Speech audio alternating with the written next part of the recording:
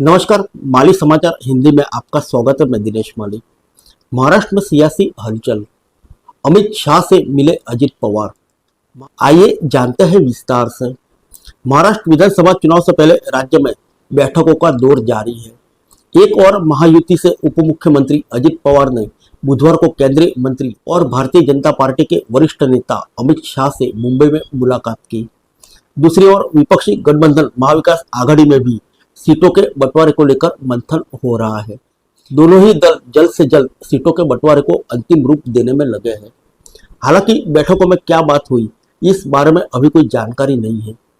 इस बीच महाराष्ट्र के कांग्रेस प्रभारी रमेश चन्नीथला ने दावा किया कि महाविकास आघाड़ी आगामी राज्य विधानसभा चुनाव में सत्तारूढ़ महायुति को हराएगी। उन्होंने यह भी दावा किया कि चुनाव में देरी हो रही है। सीट बंटवारे पर बातचीत सुचारू रूप से आगे बढ़ रही है। विपक्षी गठबंधन एकजुट होकर चुनाव लड़ेगा। महाविकास आघाड़ी में उद्धव ठाकरे की शिवसेना, कांग्रेस और शरद पवार की एनसीपी घटकों के बीच कोई मतभेद नहीं है। मणि भवन में महात्मा गांधी की 195वीं जयंती पर उन्हें श्रद्धांजलि देने के बाद चन्नीथला ने कहा कि हम महायुति यानी शिवसेना, भाजपा और एनसीपी को हराएंगे।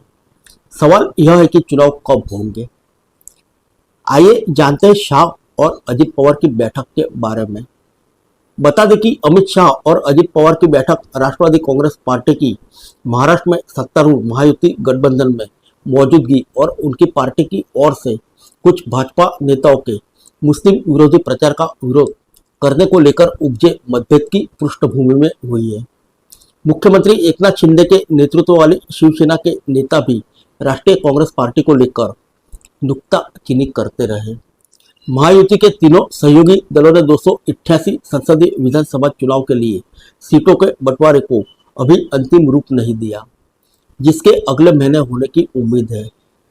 महाराष्ट्र के उप मुख्यमंत्री देवेंद्र फडणवीस ने पिछले हफ्ते स्वीकार किया कि 2024 के लोकसभा चुनाव में भाजपा को अपने नए सहयोगी राष्ट्रीय कांग्रेस पार्टी से शिवसेना की तुलना में कम वोट मिले।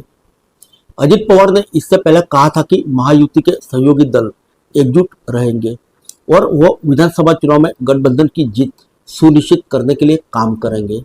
इससे पहले अमित शाह ने मंगलवार को मुंबई में भारतीय जनता पार्टी के कार्यकर्ता को संबोधित किया था। फिर मिलेंगे अगले बुलेटिन में अन्य किसी खबर के साथ। तब तक के लिए इजाजत दीजिए। नमस्कार।